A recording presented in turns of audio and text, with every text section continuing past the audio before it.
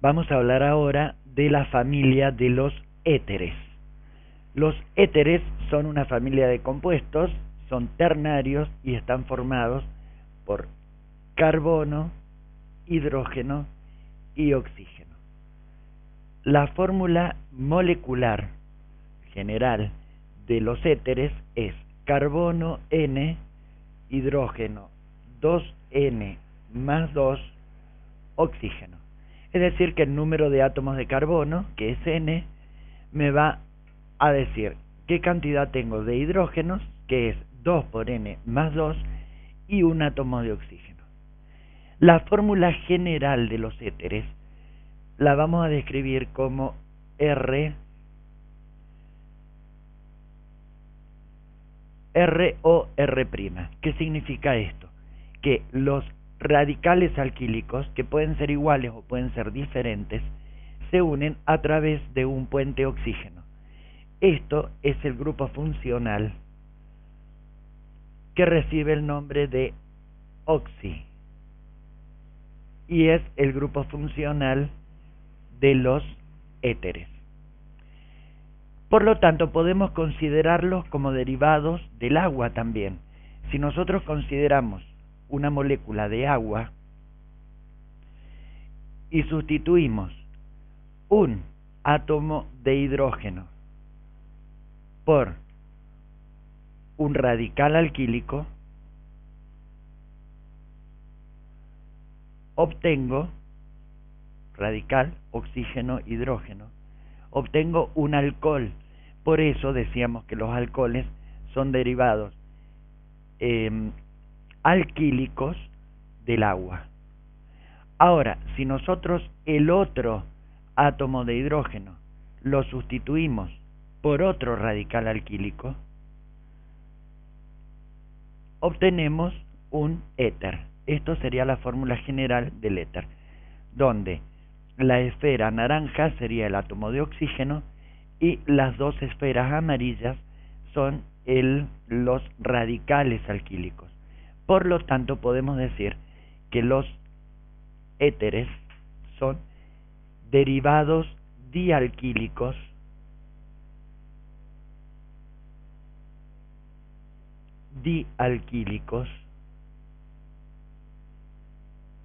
del agua.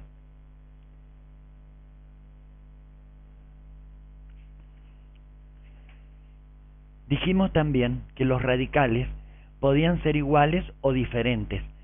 Por eso puse R y R' unidos al oxígeno. Si los radicales son iguales, me va a dar un tipo de éter. Y si los radicales son diferentes, me va a dar otro tipo de éteres, siempre dentro de la misma familia de los éteres. Por lo tanto, vamos a ver si los radicales son los dos iguales, que sería el caso de este éter, donde el oxígeno está unido a un grupo metilo por un lado y a otro grupo metilo por otro lado. Los dos grupos son iguales. Por lo tanto, esto es lo que se llama un éter simple. Se clasifica como éter simple porque los dos radicales R y R' son iguales. En cambio, si los radicales son diferentes, como en este caso, acá que tenemos, por un lado el oxígeno está unido a este que es un grupo metilo y por otro lado está unido a este radical que es un radical etilo. Etilo y metilo son diferentes, por lo tanto esto sería un éter mixto. Entonces, en la clasificación de éteres tenemos que si los radicales son iguales, se llaman éteres simples.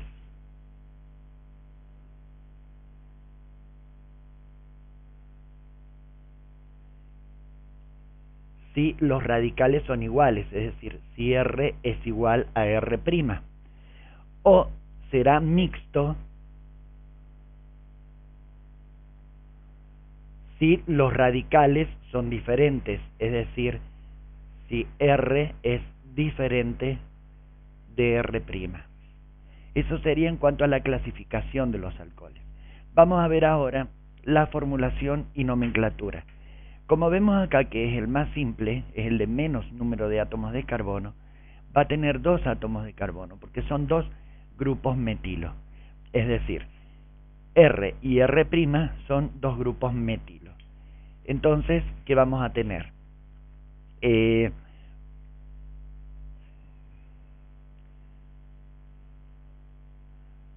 Un grupo metilo, el puente oxígeno y el otro grupo metilo. Esto correspondería a un éter simple, porque los 2 radicales son iguales. Veamos ahora si consideramos otro de también simple, pero con 2 átomos de carbono. Entonces vamos a tener un radical etilo unido por el oxígeno a otro radical etilo.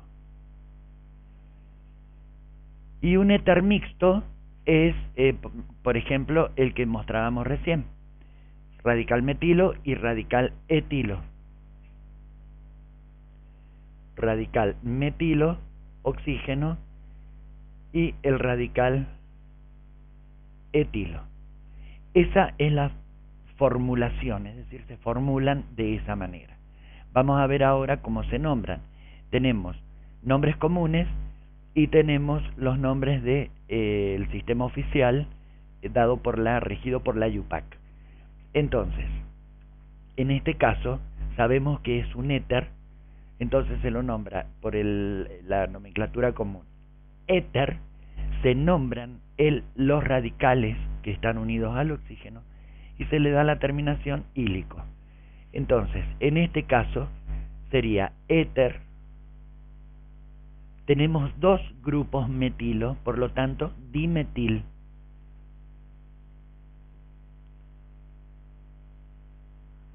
Y la terminación ílico sería el éter dimetílico. En este caso tenemos 2 radicales etilo, por lo tanto, este será éter dietílico. En este caso tenemos un radical metilo y un radical etilo, por lo tanto este va a ser el éter metil etílico.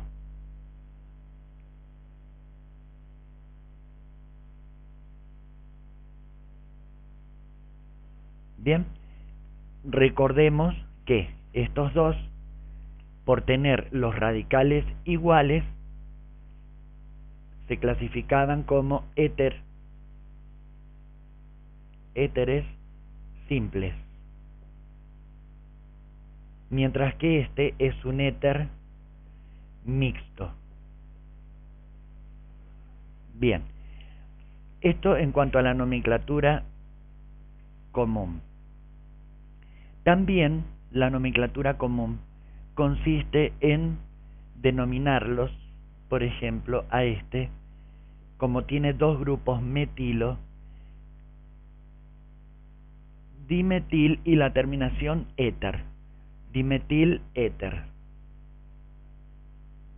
En este caso tenemos 2 grupos etilo a los que le ponemos la terminación éter, entonces este sería dimetil éter. Y en este caso tenemos un grupo metilo y un grupo etilo. Para darle la terminación éter, correspondería al metil etil éter. Ahora pasemos a la nomenclatura oficial. La nomenclatura oficial consiste en nombrar a los 2 radicales como si fueran un alcano, separados por la palabra oxi. Entonces, en este caso tenemos el radical metilo, que proviene del metano, y este también proviene del metano. Entonces sería metano, metano, intercalando la palabra oxi. Oxi, que es el nombre del grupo funcional. Entonces me quedaría metano oximetano. Separado oxi de los nombres de los hidrocarburos de los que proviene por un guión. En este caso, ambos radicales provienen del etano, por lo tanto este se llamará etano, oxietano. Y en este caso provendría del metano y del etano, entonces por IUPAC sería metano, oxietano.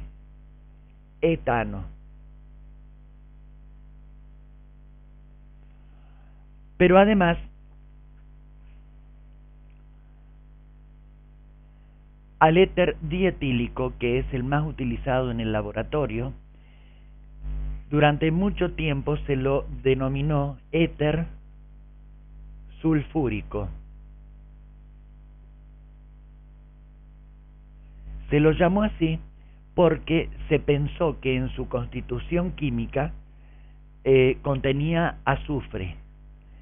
Y se creía esto porque para obtener el éter etílico, la reacción de la que se partía utilizaba ácido sulfúrico. Entonces se pensó que el ácido sulfúrico de alguna manera se incluía el azufre en la estructura de la molécula.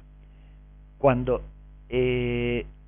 por los trabajos de Cordus, uno de los científicos, él propuso que en realidad la formación de los éteres se producía.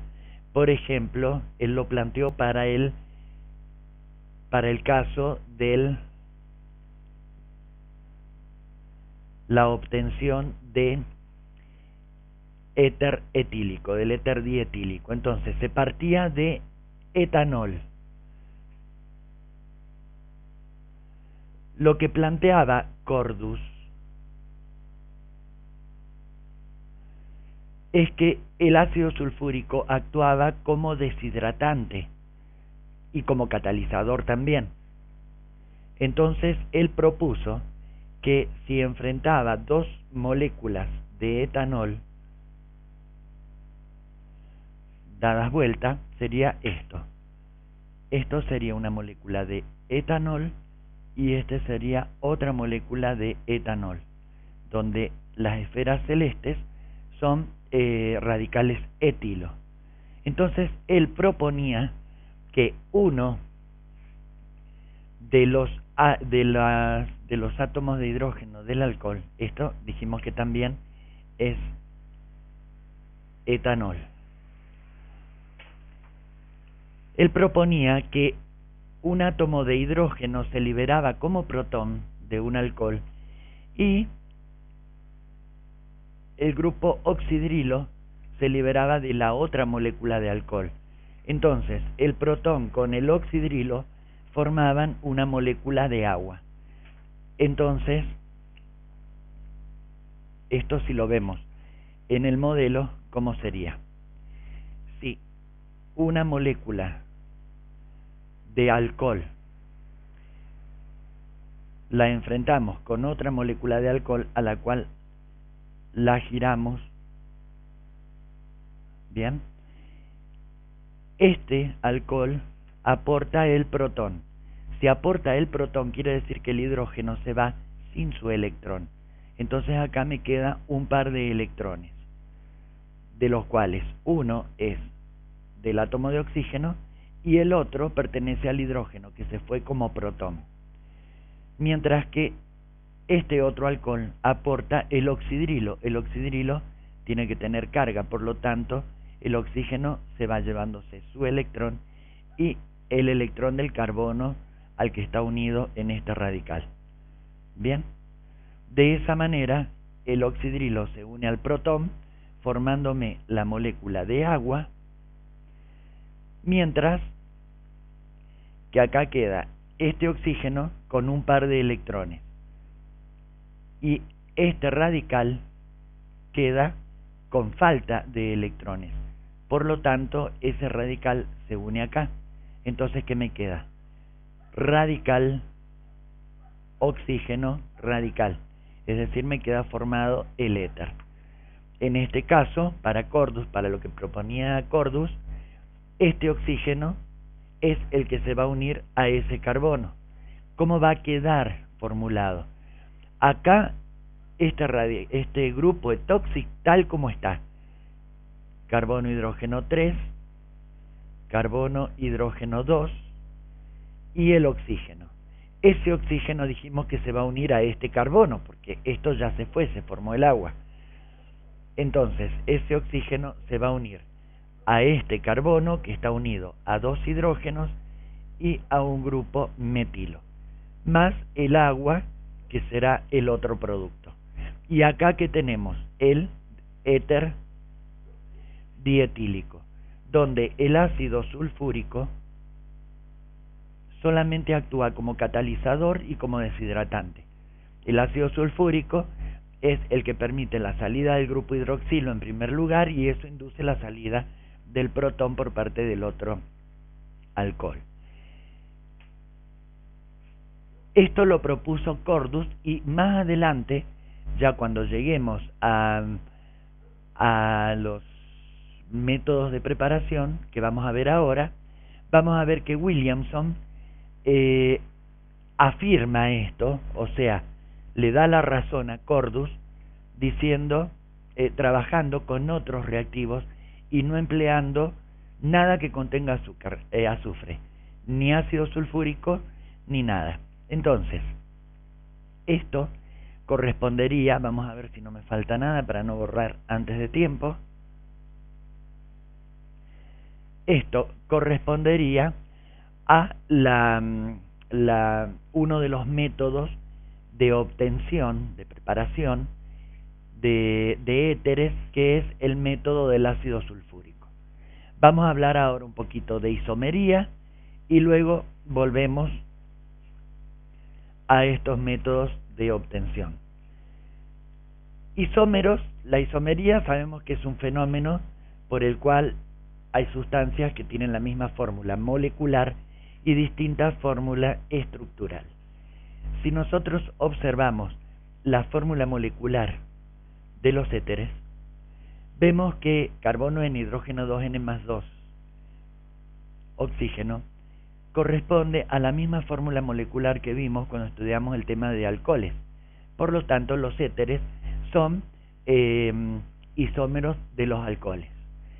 Si recordamos cuando veíamos la historia de cuando hablábamos de la teoría vitalista por allá por la primer clase, recordemos que una de las cosas que llamaba la atención es que había dos compuestos, o sea, en realidad son más, pero nosotros habíamos puesto el ejemplo de dos, que tienen la misma fórmula molecular, pero mientras uno era gas a temperatura ambiente, el otro era líquido. Las propiedades físicas y químicas eran diferentes porque eran de familias diferentes, que eran el éter dimetílico y el alcohol etílico. Vamos a ver nosotros el caso del N-butanol, por ejemplo.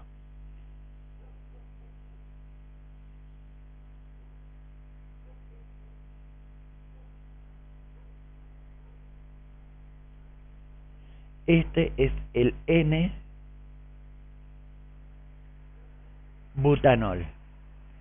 Es isómero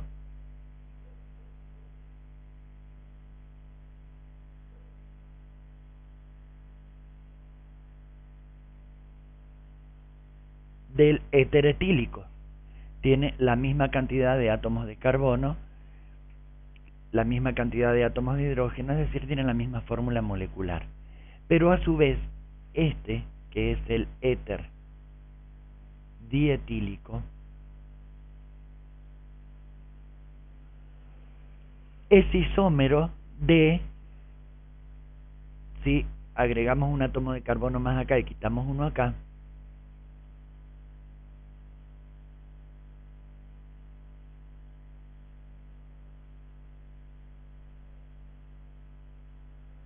también es isómero de este, que es el éter metilpropílico.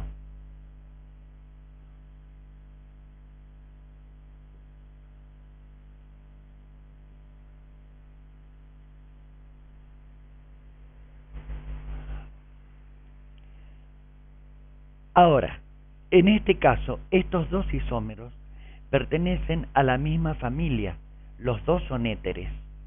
En cambio, esto es un alcohol, por lo tanto, tenemos dos tipos de isomería. Cuando los grupos funcionales son diferentes, es decir, cuando son compuestos de familias diferentes, son grupos funcionales diferentes, por lo tanto son isómeros de función.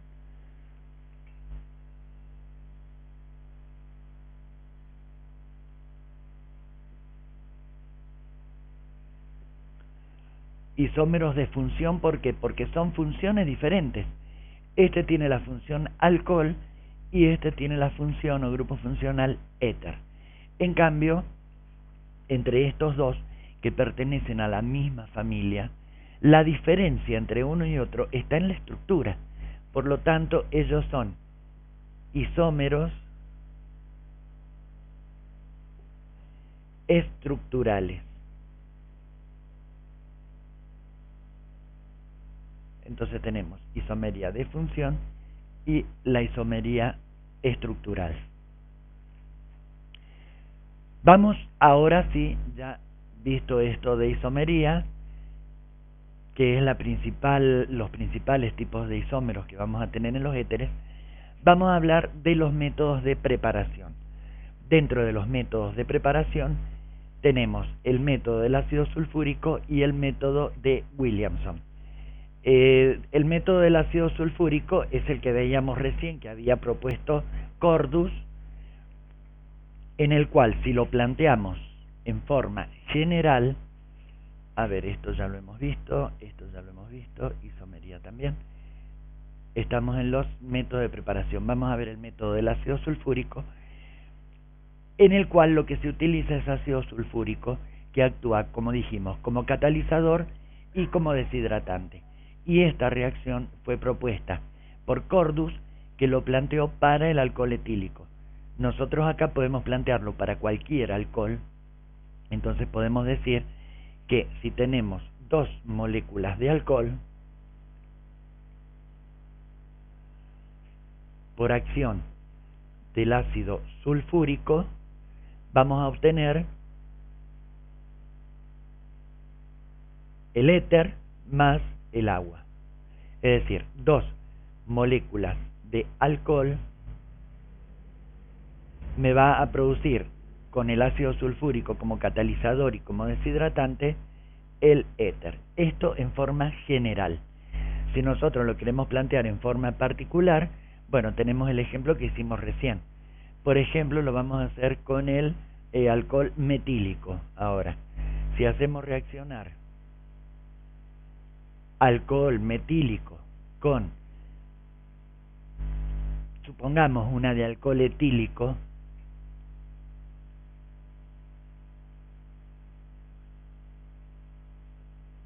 tenemos metanol, tenemos etanol.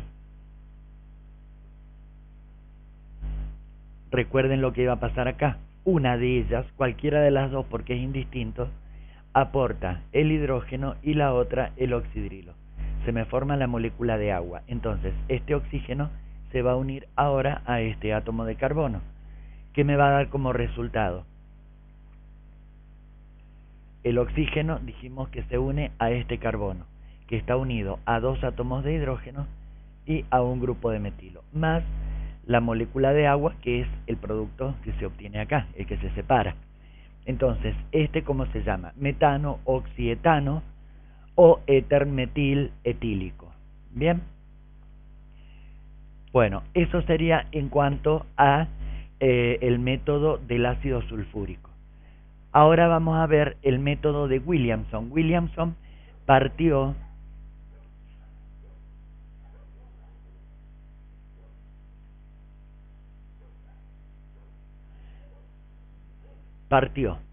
de la reacción entre un alcóxido, como lo que vimos recién en el tema de alcoholes, un alcóxido con un yoduro de alquilo. Entonces, Williamson utilizaba un yoduro de alquilo y lo hacía reaccionar con un alcóxido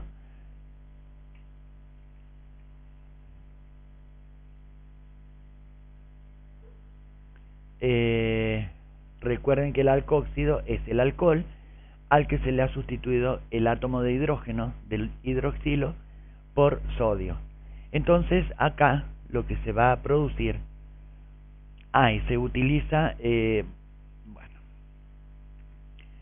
por lo pronto acá, el ion sodio tiene mucha afinidad por los halógenos. Entonces, el ion sodio con el ion yoduro van a formar el yoduro de sodio y se van a desprender, quedando oxígeno con un enlace libre y este radical también. Vamos a ponerle a este R', porque puede ser igual o puede ser diferente. Eso lo elegimos según el éter que queremos obtener. Entonces, ¿qué me va a quedar? Y dijimos, este radical con una valencia libre, un enlace libre. Y este oxígeno también, por lo tanto se unen el radical al oxígeno, que a su vez está unido al radical que hemos llamado R', más como producto secundario el yoduro de sodio. De esta manera, como les decía recién, Williamson demuestra que efectivamente el éter no contiene azufre y que el ácido sulfúrico actuaba como catalizador, dado que acá en ningún momento se emplea ni el ácido sulfúrico y ninguno de los reactivos contiene azufre. Bien, vamos a hablar ahora un poquito de las propiedades físicas. Dentro de las propiedades físicas habíamos dicho que ya está borrado, que el éter dimetílico era gas a temperatura ambiente. Efectivamente, tiene un punto de ebullición de 25 grados bajo cero. Por lo tanto, a la temperatura ambiente es un gas. El que le sigue, o sea, a partir del éter dietílico o éter, es un líquido a temperatura ambiente. Del éter etílico en adelante, para arriba, a medida que aumenta el número de átomos de carbono, son todos líquidos. Ahora, los de menos números de átomos de carbono son líquidos muy volátiles, debido a que tienen puntos de ebullición bastante bajos. El punto de ebullición de los éteres aumenta a medida que aumenta su peso molecular, es decir, a medida que aumenta el número de átomos de carbono. Como dijimos, son líquidos muy volátiles y son poco solubles en agua. Y cuanto más átomos de carbono tienen, se hacen menos solubles, o sea que la solubilidad disminuye al aumentar el número de átomos de carbono del éter. Son muy inflamables, por lo cual hay que tener extremo cuidado para trabajar en el laboratorio, y aparte de que son muy inflamables, son menos densos que el aire. Entonces, si nosotros abrimos un frasco que contenga éter, cuando nosotros lo destapamos, los vapores que salen, dijimos que es muy volátil, los vapores en vez de subir tienden a caer, debido justamente a que son más densos que el aire y siempre se van a ubicar en las capas inferiores. Bueno, eso sería en cuanto a las propiedades físicas. Vamos a pasar ahora a las propiedades químicas y vamos a hablar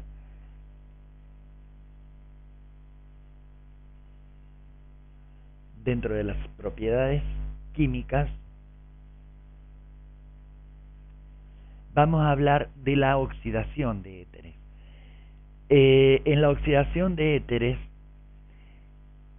se utiliza un oxidante, agentes oxidantes, y generalmente se prefiere utilizar la mezcla sulfocrómica, que es aquella que está formada por dicromato de potasio disuelto en ácido sulfúrico concentrado. Se podría utilizar también permanganato de potasio. El problema que tiene el permanganato de potasio es que es un oxidante más fuerte y generalmente me los termino oxidando a ácido. Pero la característica es que con este oxidante, que es dicromato de potasio, en medio ácido sulfúrico,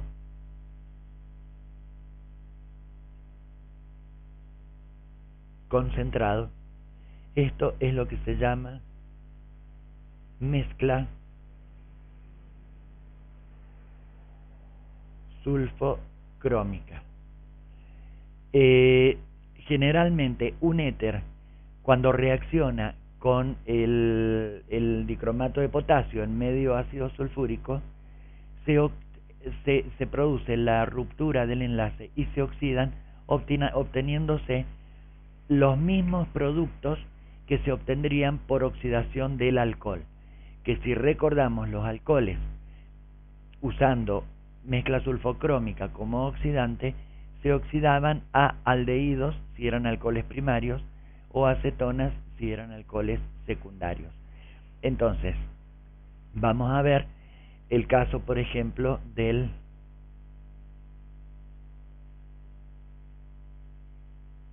éter etílico o éter dietílico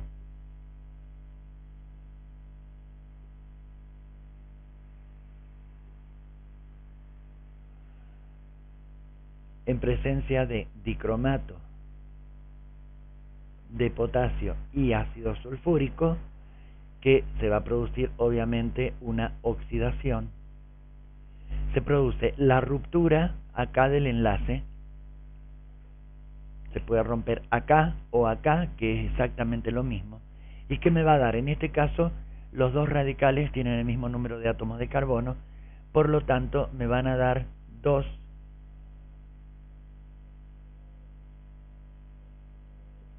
moléculas del aldehído. Bien, esto sería, si bien todavía no lo hemos visto, pero le vamos a dar el nombre, etanal. Vamos a ver el ejemplo, por ejemplo, si fuera un éter mixto. Por ejemplo,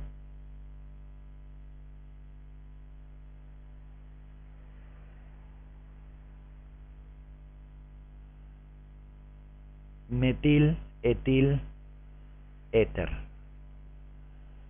Se rompa acá o se rompa acá, es lo mismo. Con también ácido sulfúrico y dicromato de potasio disuelto, se va a producir la ruptura y la oxidación. Acá, ¿qué vamos a obtener? Vamos a tener un aldehído de un átomo de carbono y otro aldehído de 2 átomos de carbono.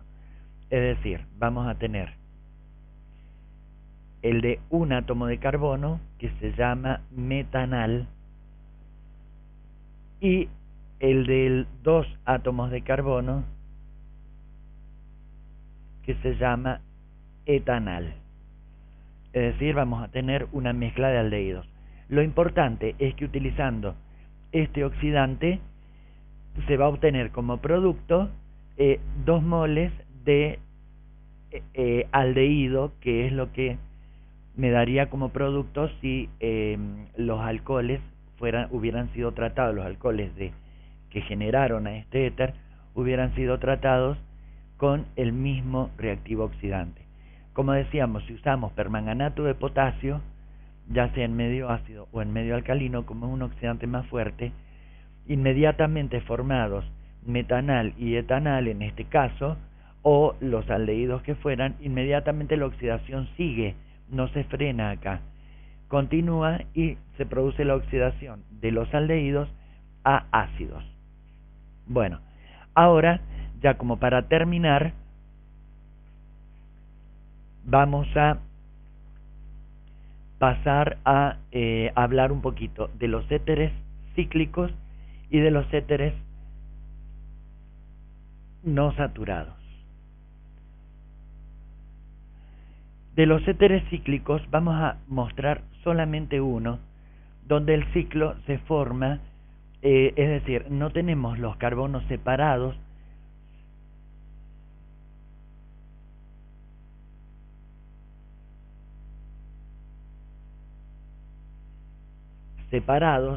por el carbono, sino que el oxígeno se une a un carbono y al carbono vecinal, formando acá un pequeño ciclo. Eso es la característica de los epóxidos.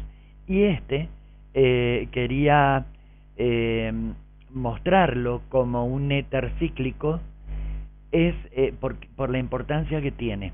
Este éter, que se llama óxido de etileno,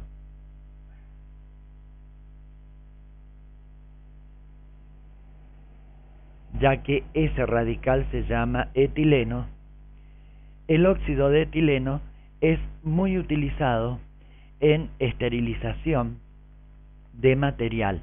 También recibe el nombre de epoxi etano. Recordemos que esto es una característica de los epóxidos. Entonces también se puede llamar epoxi etano. Como dijimos, es muy utilizado para esterilizar material que no puede ser sometido al calor. Para esterilizar material tenemos el sistema con calor o sin calor. Con calor puede ser por calor seco o por calor húmedo. Calor seco sería utilizando las estufas y la temperatura es mayor a 100 grados centígrados, mientras que el calor húmedo es el que se produce cuando utilizamos un autoclave, en el cual también logramos, debido a la presión interna del autoclave, logramos que la temperatura de ebullición del agua llegue a un poco más de 100 grados centígrados. Por lo tanto, se esteriliza en seco o en caliente. Pero esto nos sirve para material quirúrgico, para esterilizar material de vidrio, pero no podemos esterilizar determinados materiales como elementos de plástico o de látex, porque se destruyen con el calor. Entonces, entre otros, se suele recurrir a la esterilización con óxido de etileno. Y también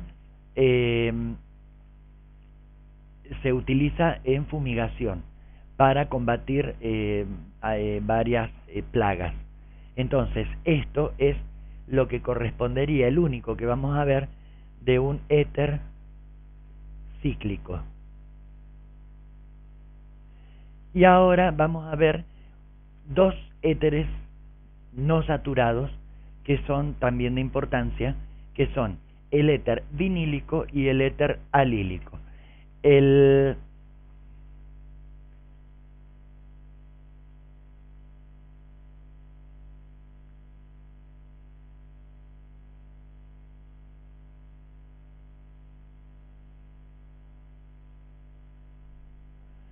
éter vinílico y el éter alílico.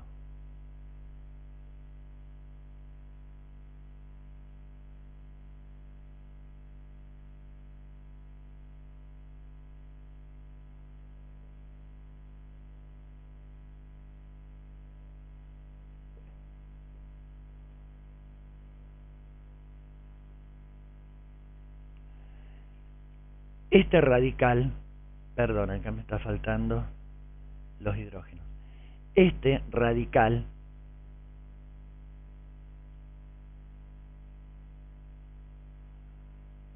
ese radical que proviene del eteno o etileno al que se le saca un radical hidrógeno, este es el radical vinilo, que como vemos lo tenemos, perdón, acá he escrito cualquier cosa, carbono, hidrógeno 2, ahora es el éter vinílico, donde tenemos el radical vinilo separado a través de un puente de oxígeno del otro radical vinilo. Y en este caso tenemos el éter alílico, donde este es el radical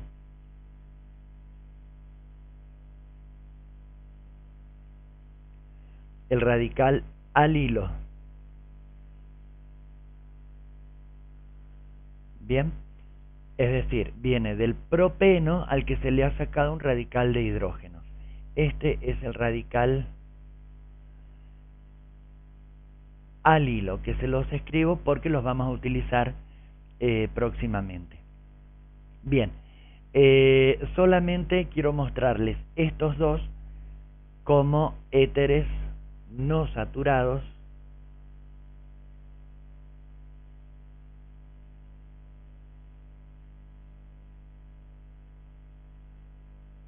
y bueno, más adelante, a medida que los vayamos utilizando o viendo en adelante, vamos a seguir hablando de ellos.